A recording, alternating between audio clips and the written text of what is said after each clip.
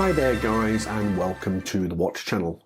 Before we get started on today's video, I just want to apologise. I've been off sick with some kind of snotty cold, caught it from the kids or God knows, but yeah, we've all been sick in the house. So today is the first day that I haven't been talking like a fighter pilot because my nose is blocked. Why? Why did I do that? Anyway, you guys get the idea. So yeah, we had this watch up as a special deal for subscribers and viewers of the channel, but I hadn't got around to doing a review of it. So without further ado, let's get stuck into it. Okay guys, so today we're taking a look at the Seiko Black Series Samurai reference SRPH11K. Now, for some of you, you may know that this is a very, very popular model or line from the Seiko stable.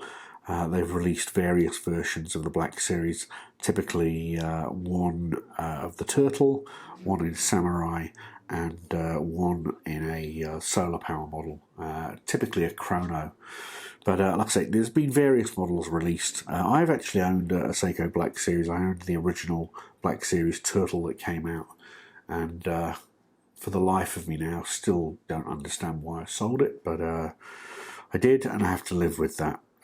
Most disappointingly, I did think about getting another one probably about a year or so ago, and I was dismayed to find that the 750 or 800 Australian that I sold it for, it now commands sort of around 1,500 to 2,000. So some of the models can be quite collectible.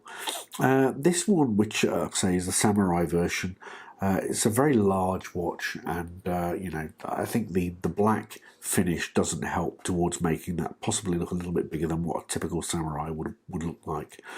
But I'll show you some pictures showing the dimensions. It is not a small watch, guys.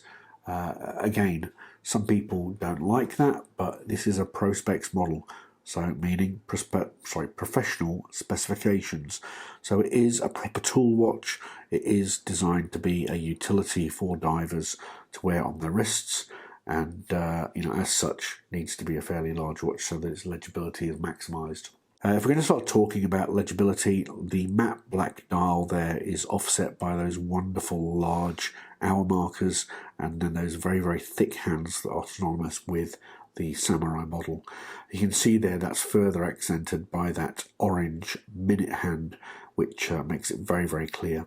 You can see there the bezel, it's aluminium finish with a grey graduation to the 15-minute mark, and then the rest is a matte black and silver for the rest of the bezel. Seiko are renowned for not aligning properly. I'm just going to try and get this one to align for you. There we go. This model is perfectly fine, so good to go. Like I say, I've put the dimensions up for you so that you've seen that. Yeah, like I say, it's not a particularly small case, but the finishing on it, I suppose I keep calling it PVD, but I think it's a little bit heavier than a PVD finish. Seems as though the crown there, which is also very nicely knurled, is PVD, but this is like a thick sort of coating on it. As such, I'd expect it to wear pretty well. You can see there you do have drilled lugs, so very easy to make strap changes. If I'm going to look at the case, in terms of giving it a score, I'd give this a nice 9 out of 10. The finishing of it is absolutely fantastic. It's just matte black all over and is flawless. We look at the dial, legibility and that side of things. Again, it's going to have to be a solid 9.5 out of 10. Legibility on this watch is very, very clear. You know, it's funny, when I put the other video up when this watch was on special, somebody remarked, you know, that it was a very, very legible watch for something that was all black, and I have to agree. The loom on this thing is fantastic, and again, with those hour markers and hands being so clear and thick and chunky, seeing the time in all you know, lighting scenarios is never going to be an issue. The finishings on this particular strap are very nice. PVD finish, signed Seiko buckle, and then that little clasp there. So very, very nice overall. I'm going to give that an 8 out of 10. You will need to change it at some point, and these straps are renowned for getting a bit shiny on the edges where they get rubbed with metal.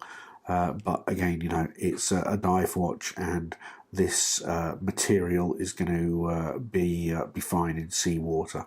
The watch is 200 meters water resistance, so you know, never fear. Again, professional specifications, so you can wear this watch very, very deep, much further and deeper than I would want to go in any kind of water. If we're looking at the overall value for money of this watch, again, look, I had it on special on the channel for subscribers, but even at the regular retail price, which I think is about $800 or $900, it is still a very, very solid watch. Now, you can find it much cheaper than that. I think Starbuy have now got it for $499, something like that. And it does present really good value. You know, I mean, if you're looking at a Swiss version of this watch, you'd be hard pressed to get anything sub $1,500, in my opinion. But like I say, very, very nice watch. Automatic 4R36 inside. Again, pedestrian movement, but pedestrian means quality, reliability, and long service, in my opinion, with Seiko. This movement's going to last, you know, forever and a day, and it's going to go through thick and thin with you. Accuracy on them, typically, looking at Seiko's specs say that it's you know, about 45 seconds per day. You'll generally find that after wearing it in for a little while, it will be a lot better than that.